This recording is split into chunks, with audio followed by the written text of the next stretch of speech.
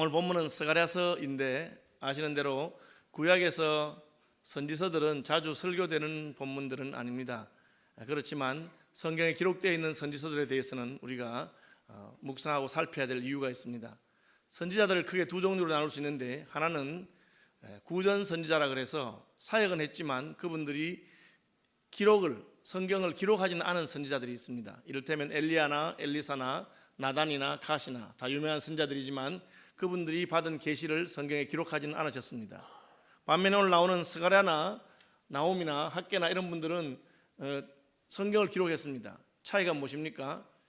성경에 기록되지 않은 예언은 그 시대의 그 민족들에게 하나님께서 주시는 말씀이긴 하지만 보편적으로 시대와 또 상황을 넘어서서 언제든지 적용되는 하나님의 말씀으로 기록하지는 않은 것입니다. 기록되어 있는 성경의 말씀, 선지자들이 예언을 받았을 뿐 아니라 그 예언의 말씀을 기록으로 남겼다고 하는 것은 그 시대에만 적용되는 말씀이 아니고 오고 오는 세대에 다 필요하고 적용이 되는 말씀이란 뜻입니다. 그러므로 선지자들의 가르침이 좀 어렵다고 하더라도 기록되어 있는 선지자들의 말씀은 저나 여러분이나 상고하고 살펴서 무슨 뜻인지를 알아야 될 필요가 있습니다. 무리해서 억지로 살필 이유는 없지만 우리가 기도하면서 성령의 도우심을 의지하면 하나님의 성령께서 그 뜻을 밝혀주는 것을 알 수가 있습니다. 성령께서는 두 가지 방법으로 가르쳐 주시는데, 하나는 바로 깨달음을 주십니다. 그 말씀을 읽고 묵상하고 기도하면서 하나님 이게 무슨 뜻입니까? 라고 물으면 하나님께서 그 말씀을 풀어주는 것을 알 수가 있습니다. 이것은 주로 신학교 교수님들이나 말씀의 사역자들에게 자주 나타나는 현상입니다. 저도 하나님 말씀이 어려워도 그 말씀을 붙들고 하나님, 교회에서 이 말씀을 가르쳐야 되는데 이 말씀이 무슨 뜻일까요? 라고 물으면 하나님께서 설명해 주는 것처럼 마음에 깨달음이 오는 경우가 종종 있습니다. 성령께서 스승이 되셔서 진리를 가르쳐 주는 것이죠. 제가 그것을 깨달았다고 해서 그것이 바로 하나님의 뜻이다, 그렇게 말하지는 않습니다. 저는 제가 깨달은 것을 가지고 우리 믿음의 선배들이 어떻게 이 말씀을 보았는가 연구하기 위해서 도서관에 가거나 제 서재에 가서 선배들의 가르침, 주석을 살펴보는데 놀랍게도 제가 깨달은 것이나 선배들이 깨달은 것이 차이가 없는 것을 보게 됩니다. 이는 다 한 스승의 주신 바이기 때문에 그렇다고 지혜로운 솔로몬은 말씀한 바가 있습니다. 두 번째는 내가 직접 말씀을 바로 읽고 깨닫지는 못해도 교회의 스승인, 교회의 교사인 목사나 신학교 교수들이 하나님 말씀을 풀어줄 때 우리의 마음에 그런 뜻이었구나 하고 깨달아지고 아멘이 되고 확신이 되는 방식으로 성령께서 자신의 뜻을 확정해 주십니다. 이를테면 저는 대학에서 문학을 전공했고 시를 아주 좋아했습니다. 제가 대학을 졸업할 때 제 책장에는 시집만 500권이 있었습니다. 그러니까 시를 아주 좋아하는 사람입니다. 그런데도 불구하고 제가 시집을 500권을 사놓고 공부했음에도 불구하고 어떤 시는 무슨 뜻인지 어려워서 잘 이해를 하지 못하는 시들도 있었습니다. 그런 경우에 저는 그 시인을 전공한, 그 시인의 시를 연구한 평론가들의 설명을 읽어봅니다. 처음 읽을 때는 너무 어려운 시였는데 그분들의 설명을 듣고 다시 그 시를 읽으면 어머나, 이 시가 바로 이런 뜻이었구나 하고는 너무나 이해가 잘 되고 쉽고 다시 그 시를 읽으면 너무나 마음에 감동이 되는 것을 종종 경험하곤 합니다. 꼭 같은 식으로 목사가 혹은 교회의 교사가 하나님 말씀을 잘 풀어주면 여러분의 마음속에 있는 성령께서도 잘 들었지? 이게 무슨 뜻인지 알겠느냐? 그렇게 마음에 감동을 주십니다. 이것을 성령의 조명이라고 합니다. 여러분들이 하나님 말씀을 들을 때 하나님의 성령의 조명의 역사가 있으시기를 바랍니다. 그래서 우리 모두가 마음에 한 마음이 되고 아멘이 되는 것입니다. 오늘 본문은 크게 두 부분으로 나누어지는데, 앞부분은 선지자가 눈을 들어서 환상을 보았습니다. 1절 보시면 내가 또 눈을 들어 본즉 내 병거가 두 산 사이에서 나온다. 그 산은 구리산이라. 눈을 들어 보았습니다. 선지자가 무엇을 보겠습니까? 하나님께서 보여주시는 계시를 볼 것입니다. 선지자가 어디를 향해서 눈을 듭니까? 하나님이 계신 곳을 향해서 눈을 들 것입니다. 여러분, 눈을 드는 건 참 중요한 거라고 생각해요. 어떤 사람은 늘 땅바닥만 보고 다닙니다. 왜 그랬을까요? 어린 시절에 길에서 돈을 주운 경험이 있기 때문에 또 돈을 주술까 싶어서 늘 땅만 보고 다닌다고 합니다. 물론 아마 그렇게 보고 다니면 평생에 한 번이나 두 번 더 돈을 주술지 모르겠습니다. 그렇지만 좀 슬픈 인생이 아니겠습니까? 볼 것이 얼마나 많겠습니까? 눈을 들어서 하나님 지으신 아름다운 자연도 보고 하늘의 별도 바라보고 형제들의 얼굴 표정도 보고 그렇게 하면 좋은데 그냥 땅에 눈을 받고 다니는 것은 슬픈 일이죠. 하나님 백성들도 마찬가지입니다. 우리의 인생살이가 힘들고 어렵고 괴로운 것이 많다고 하더라도 우리는 늘 눈을 들어서 하나님이 계신 곳을 바라보고 하나님께서 무엇을 말씀하시는가를 보시는 분들이 되시기를 바랍니다. 선지자가 무엇을 보았습니까? 산을 보았습니다. 구리로 만든 산이 있었습니다. 이상하지요? 산이 왜 구리로 만들어졌을까?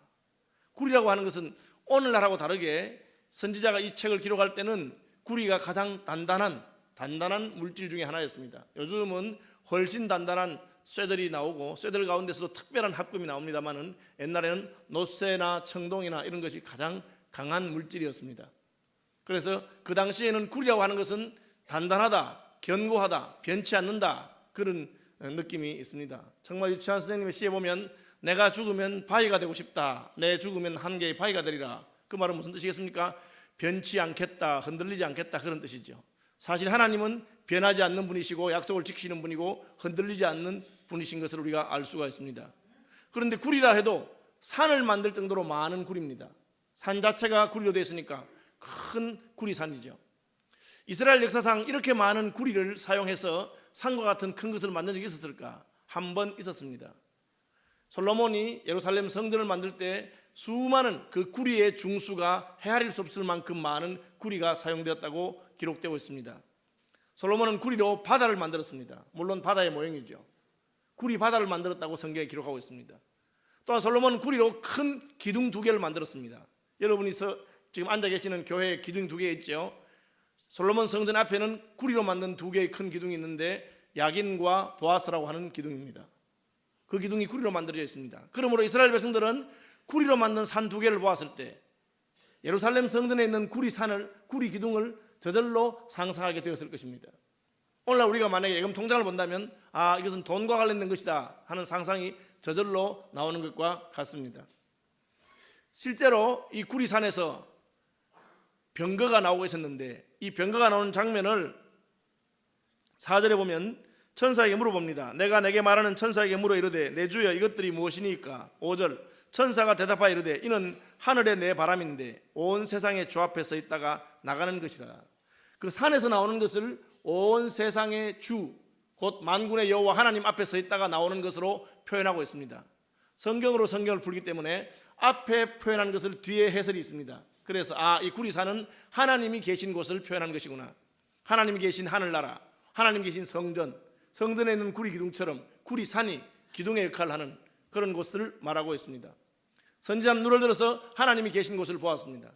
저도 여러분도 늘 눈을 들어 하나님이 계신 곳을 보는 분들이 되기를 바랍니다. 내가 눈을 들어 산을 보리라. 나의 도움이 어디서 올꼬? 나의 도움은 천지를 지으신 여호와에게로소이다.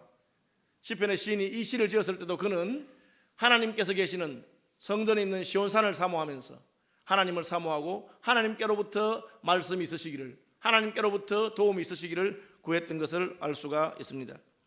그 구리산에서 뭐가 나옵니까? 병거가 나옵니다. 병거가 무엇이냐? 이 병거라고 하는 것은 오늘날로 말하면 전차와 같은 것입니다. 고대에는 말이 이끄는 수레에 기사들이 타고 전쟁을 수행했는데 말 한 마리에는 그냥 한 사람이 타지만 마차에는 여러 사람이 타면서 작전을 수행할 수가 있습니다. 그래서 고대에 있어서 전쟁의 무기 중에 가장 강한 것이 바로 이 전차였습니다. 특별히 이집트와 로마는 이 전차병으로 유명했습니다. 오늘날도 마찬가지죠. 오늘날도 전쟁이 숫자로만 전쟁할 수 있으면 전 세계에서 중국이나 인도가 가장 강한 국방력을 가졌을 것입니다. 그러나 실제로는 미국이 더 강합니다. 왜 그렇습니까? 미국의 항공모함 한 대 보면 그 항공모함 한 대에 있는 모든 무기가 북한 전역에 있는 모든 무기보다 더 강하고 많다고, 화력이 세다고 그런 말 하는 것을 제가 들었습니다. 최근에 저는 저희 교회 교인 가운데 사단장님 한 분 계시는데 거기 신방을 갔다가 여러 이야기를 들었습니다. 그분이 이런 말씀하시더라고요. 저희 부대는 옛날에는 보병 부대였는데 지금은 기계화 사단으로 바뀌었습니다. 옛날에는 보병의 숫자가 많으면 전쟁을 잘한다고 생각했지만 지금은 좋은 무기로 무장해야 잘하는 것입니다. 그래서 기계화 사단은 탱크라든지 자주포라든지 이런 무기를 많이 가지고 있는 사단입니다. 저는 호기심이 많아서 물어봤어요. 도대체 그 무기 값이 얼마나 되느냐고. 이거 얼마 될 것 같아요? 사단장 잘 모르겠죠. 그래서 거기 참모로 있는 분에게 물어봅니다. 우리 부대에 가지고 있는 무기가 얼마나 될까? 그러니까 그 원사라고 하는 참모님이 이렇게 말하더라고요. 한 3조 원 될 거라고 하더라고요. 감사합니다. 놀라주셔서. 저희 2부 때 말했는데 아무도 안 놀라. 3조가 얼마인지 모르시는가 봐. 3조 원쯤 된대요. 제가 깜짝 놀랐어요. 저는 또 호기심이 더 많기 때문에 탱크는 한 대 얼마쯤 합니까? 제가 물어봤습니다. 얼마쯤 할 것 같아요? 탱크 한 대 얼마나 물으니까 이렇게 말하더라고요. 예, 구형은 한 30억 합니다. 신형은 100억 합니다. 감사합니다. 놀라주셔서. 제가 깜짝 놀랐어요. 한 대 100억이네요. 그러면 미사일이나 혹은 전투기는 얼마나 비싸겠습니까? 그러니까 항공모함 한 대만 뜨면 한 나라의 전쟁력보다 더 강한 것입니다. 그러니까 기를 쓰고 좋은 무기를 사모으려 하고 북한이 기를 쓰고 핵무기를 개발하는 이유가 거기 있습니다. 그 무기 하나가 수천 수만의 군사를 넉넉히 이긴다고 생각하기 때문에 그런 것이겠죠. 그런데 하나님께서는 이스라엘 백성들에게 너희가 왕이 된 다음에 나라에 병거와 마병을 많이 두지 말아라, 그렇게 말했습니다. 여러분, 부국 강병이 임금의 할 일 아닙니까? 나라가 잘 살게 되어서 돈이 많이 생기면 그 돈으로 좋은 전차를 사놓고 좋은 병거를 사두는 것이 나라를 강하게 하는 것이라고 생각이 되는데, 왜 하나님께서는 이스라엘 백성들에게 병거와 마병을 많이 두지 말라고 말씀하셨습니까? 왜 그렇습니까? 그 이유는 하나님이 친히 이스라엘의 병거와 마병이 되시기 때문에 그렇습니다. 너희들이 따로 준비할 필요가 없다. 그래서 시편 68편 17절에 보면 하나님의 병거가 천천히요 만만이라 주께서 그 중에 계심이 시내 산 성소에 계심과 같도다. 무슨 말입니까? 하나님의 병거가 천천히란 말은 100만 대란 뜻이고 만만이란 말은 1억 대라고 하는 뜻입니다. 어마어마하죠. 병거가 1억 대면 끔찍합니다. 그렇죠? 어쨌든 하나님께서는 너희가 따로 병거를 가지 않아도 내게는 병거가 있다고 말씀하십니다. 구약 성경에 보면 엘리사 선지자가 도단성에 머무르고 있는 동안에 엘리사를 죽이려고 하는 아람의 군대가 도단성을 포위했습니다. 아침에 일어나서 엘리사의 사환이 그것을 보고는 선자에게 가서 호들갑을 떱니다. 선생님 큰일 났어요. 우리 성이 포위됐고 아람의 군대가 온 성을 둘러싸고 있습니다. 그때 엘리사의 말은 우리와 함께한 자의 숫자가 저들과 함께한 자의 숫자보다 많도다. 하나님, 이 어리석은 자의 눈을 한번 열어주십시오.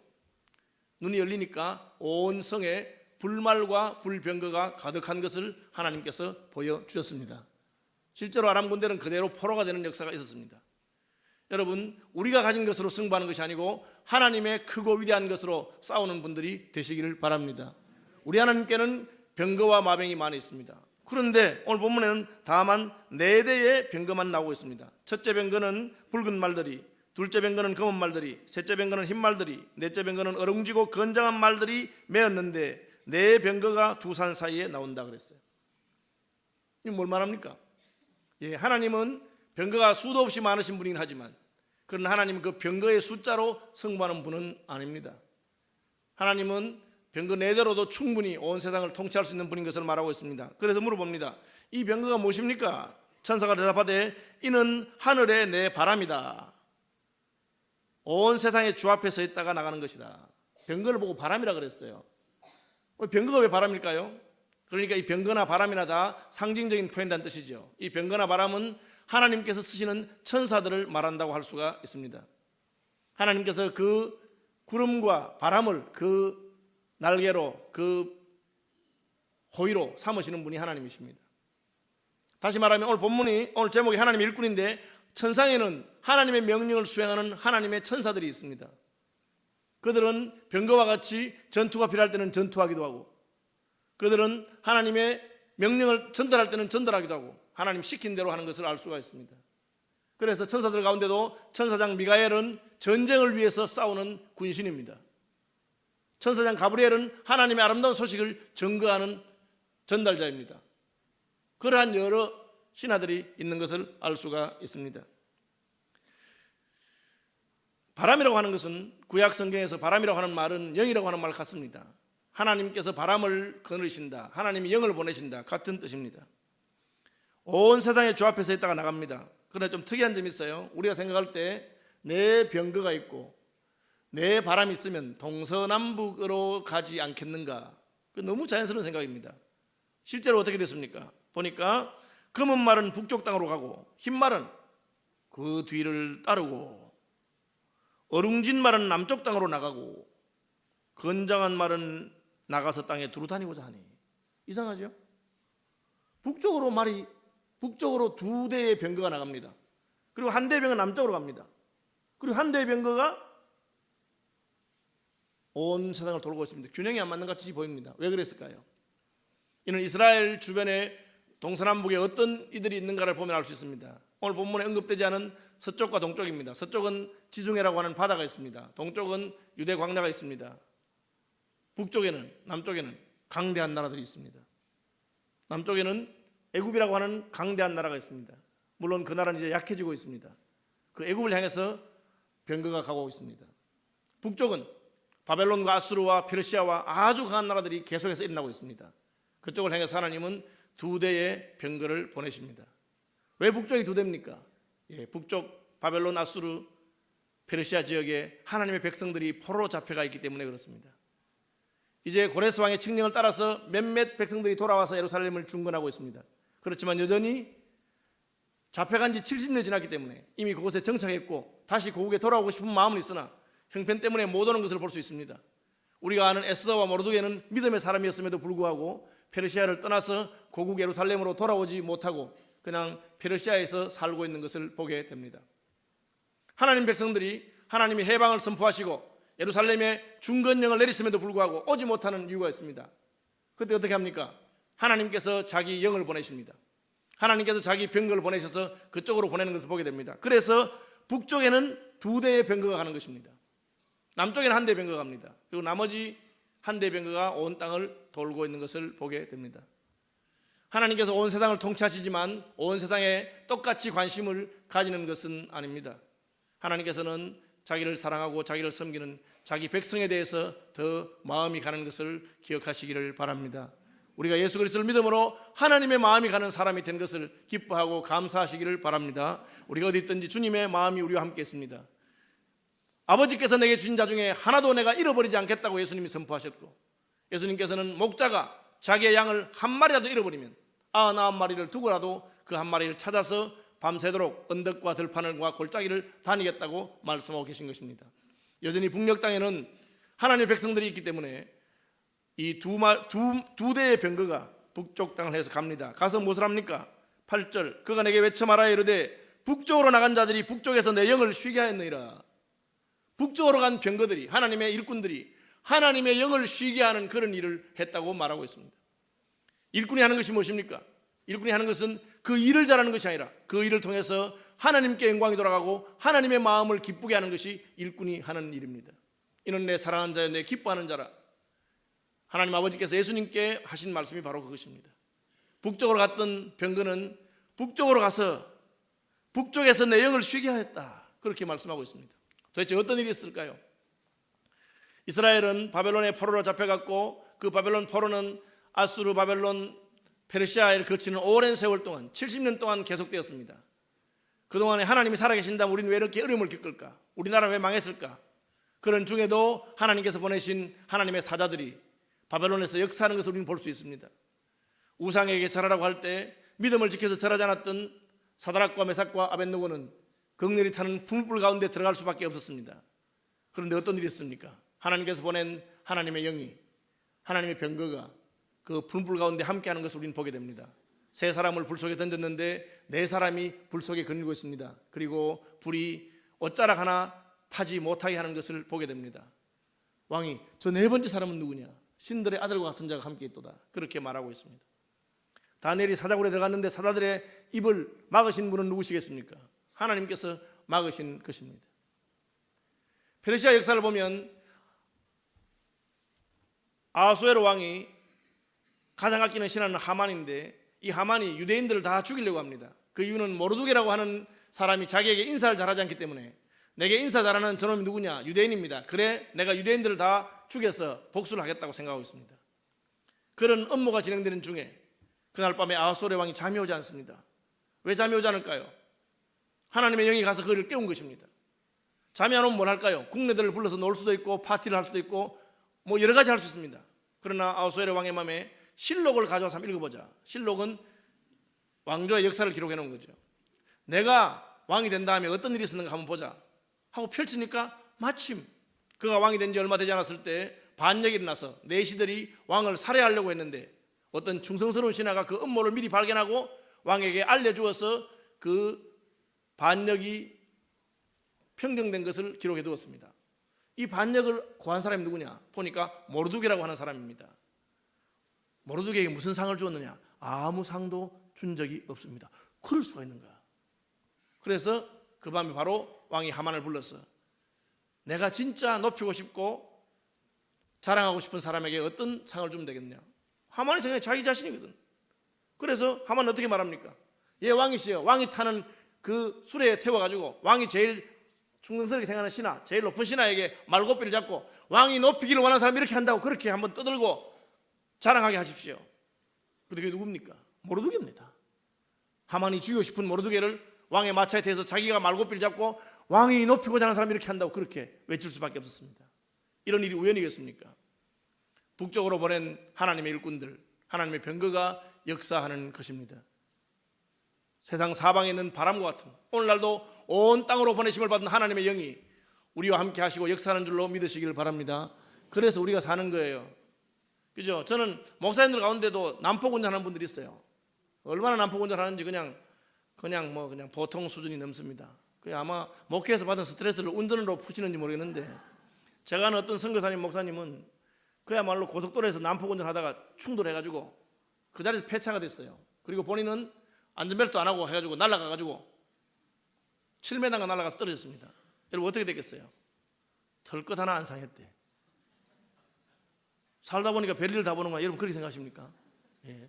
제가 그 형님 얘기를 들어보니까 제가 사고 나는 순간을 기억하는데 탁 사고가 나고 몸이 떴는데 이제 죽었구나 그렇게 생각이 들더래요.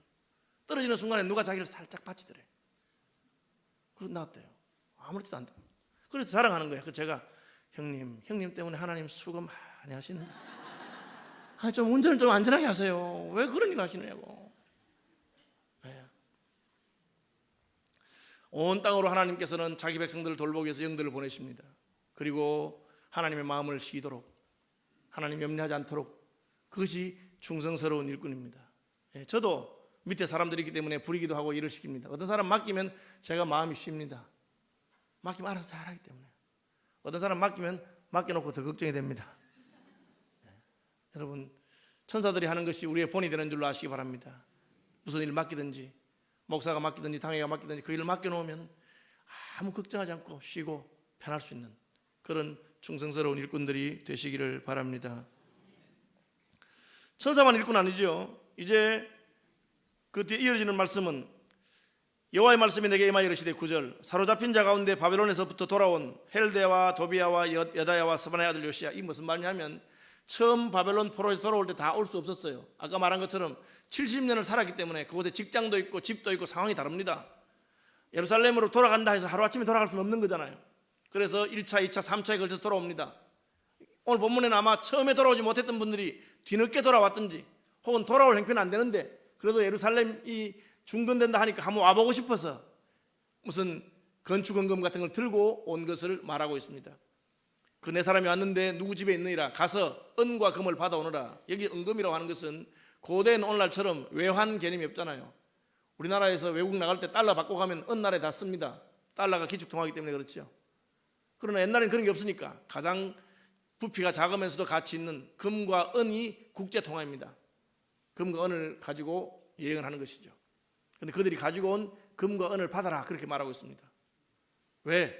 그들이 일찍 오진 못했지만 자기들이 가진 재물을 가지고 예루살렘 성을 중건하고 예루살렘 성전을 재건하는 데 서달라고 아마 예물을 들고 왔던 것 같습니다. 우리 생각에는 성전을 건축하기 위해서 왔으면 당연히 성전 건축하는 데 쓰고 예루살렘을 중건하는 데 쓰면 중건하는 데 써야 되고 혹은 뭐 그런 목적은 정하지 않았지만 지금 새롭게 나라가 세워지고 하는데 돈이 많이 들 것 같아서 저희들도 한 몫을 하기 위해서 가지고 왔습니다. 그렇게 할 수 있잖아요. 그 돈을 가지고 뭘 할까요? 우리 생각에는 진짜 여기라고 필요한 것을 해야 되지 않겠습니까? 우리나라가 재건되면서 독일에 가서 돈 빌려오고 월남전하면서 그 군인들 월급 받은 걸 가지고 뭘 해야 됩니까? 도로를 놓거나 기간산업을 하거나 발전소를 세우거나 공장을 세우거나 그런 일을 해야 되지 않겠습니까? 오늘 본문에 뭐라고 되어 있습니까? 왕관을 만들어라. 금과 은으로 면류관을 만들어서 대제사장 여호수아를 불러다가 그게 씌워라. 저는 너무 어이없는 일을 하나님 시킨다고 생각했습니다. 그렇지 않아요? 지금 아직까지 우리나라가 독립된 나라도 아니고 페르시아에서는 우리나라를 모함하는 사람들이 많은데 저놈들이요 지금 반란을 일으키려고 합니다. 보십시오. 가자마자 왕관부터 만들어서 씌웠습니다. 얼마나 그게 모양이 보기 좋지 않고 분위기 안 좋은 말이겠습니까? 그런데 왜 성전 건축하는데 돈을 안 쓰고 제사장의 모자를 만드는데 금은을 사용하라고 하실까요? 원래 제사장 모자가 있습니다. 그걸 관이라고 하죠. 삼배로 만듭니다. 소박한 관입니다. 물론 그 삼배 가운데는 금으로 만든 조그마한 패가 있습니다. 그것은 하나님의 영광을 상징하는 것이기 때문에 그렇습니다. 왜 그랬을까요? 그리고 왕이 면류관을 써야지 왜 제사장이 면류관을 쓸까요? 이것이 오늘 뒷부분에서 하나님께 우리에게 주시는 교훈입니다. 우리는 성전을 잘 건축하면 된다고 생각합니다. 그러나 하나님께서는 성전보다 더 우선되는 것이 있는데 그것은 제사장입니다. 하나님이 성막을 만들기 전에 먼저 제사장을 임명하시고 제사장에 대한 규례를 세우는 것을 볼 수가 있습니다. 왜? 하드웨어보다 더 중요한 것은 일꾼이기 때문에 그렇습니다. 오늘 한국교회의 문제가 뭡니까? 더 좋고 아름다운 예배당이 없어서입니까? 아닙니다. 다음 세대를 넉넉히 감당할 만한 충성스러운 일꾼이 부족한 것이 문제입니다. 저희 교단이 선교를 아주 열심히 하고 잘하는 교단 중에 속합니다. 우리 교단에 저는 선교 정책위원입니다. 선교의 문제가 뭡니까? 선교 헌금이 부족한 겁니까? 아닙니다. 선교 헌금이 부족한 거 아닙니다. 부족한 것은 충성스럽고 신실한 선교사가 부족한 것입니다. 하나님께서는 하드웨어보다 먼저 충성스러운 사람, 그 직무를 잘 감당할 사람을 세우기를 원하십니다. 어떤 사람입니까? 제사장이면서 왕관을 쓴 사람입니다. 누구죠? 우리는 신약의 빛에 따라서 이것이 바로 왕같은 제사장, 하나님의 백성들의 기능을 구약에서 미리 계시한 것을 알 수가 있습니다. 바로 우리 구주 예수 그리스도이십니다. 제사장이시면서 우리의 주가 되시고 왕이 되시는, 영적인 일뿐 아니라 세속적인 모든 일에도 하나님의 영광을 드러내는, 주일날 예배당에서뿐 아니라 우리의 일상의 삶 가운데서도 하나님의 왕되심을 증거할 수 있는 그런 사람들이 필요한 것입니다. 여러분, 하드웨어보다 먼저 사람이 필요한 것을 늘 기억하시기를 바랍니다. 충성스러운 다음 세대가 일어나면 우리가 가난하거나 가진 것이 없다 하더라도 하나님께서는 얼마든지 우리에게 복을 줄 것입니다. 그들이 가지고 온 금원을 가지고 제사장의 면류관을 만들어라 그렇게 말하니까 마음속으로부터 그러면 성전은 언제 짓습니까? 그때 하나님의 답이 있습니다. 말하여 이르기를 만군의 여호와께서 이같이 말씀하시되 보라 싹이라 이름하는 사람이 자기 곳에서 돋아나서 여호와의 전을 건축하리라. 옛날 성경에는 순이라고 하는 사람이라고 했습니다. 이 싹이라고 하는 것 새싹을 말하죠. 누굽니까? 예수 그리스도이십니다. 그는 주 앞에 자라나기를 연한 싹과 같아서 고운 모양도 없고 풍채도 없은즉 사람들이 보기에 흠모할 만한 아름다운 이름이 없었다. 예수님에 관한 예언을 그렇게 말하고 있습니다. 그가 여호와의 전을 건축하고 영광도 얻고 그 자리에 앉아서 다스릴 것이요 또 제사장이 자기 자리에 있으니 이 둘 사이에 평화의 언원이 있을 것이다. 그렇게 말하고 있습니다. 제사장이 제사장의 직무를 잘 감당할 때 하나님의 어떤 역사가 있습니까? 메시아가 우리 가운데 오는 것입니다. 안타깝게도 이 여호수아 제사장의 후예였던 유대인 제사장들은 예수님을 잘 영접하지 못했습니다. 안타까운 일이죠. 오히려 성전에서 기도하면서 보내던 다른 사람들이, 사가랴와 안나와 같은 사람들이 메시아를 알아보는 그런 일이 있었습니다. 어쨌든 스가랴 선지자를 통해서 하나님께서 보여주시고자 하시는 것은 하나님의 성전에 관한 것은 하나님이 지으실 것이니까 너희는 그 제사장의 직무를 영광스럽게 충성스럽게 감당하는 일에 열중하라고 하는 것입니다. 하나님께서 여러분에게 주신 직무에 충성하는 분들이 되길 바랍니다. 그 직무를 통해서 하나님께 영광을 돌리시길 바랍니다. 그것은 제사장의 직무이면서 또한 왕과 같은 직무입니다. 왕 같은 제사장입니다. 아까 말한 것처럼 교회 안에서의 승진만을 말하는 것이 아니고 교회 밖에서 여러분이 아웃 오브 생츄리, 제단을 떠나서 밖에서 하는 그 일, 여러분의 직장 생활을 통해서 하나님의 영광이 돌아가게 되기를 바랍니다. 저는 참 때로는 마음이 아프고 안 좋은 게 교회나 노회나 총회에서는 아주 열심히 하는데 자기 자리에 가서는 아무것도 못하는 분들이 있어요. 그것은 교회가 잘못 가르친 거예요.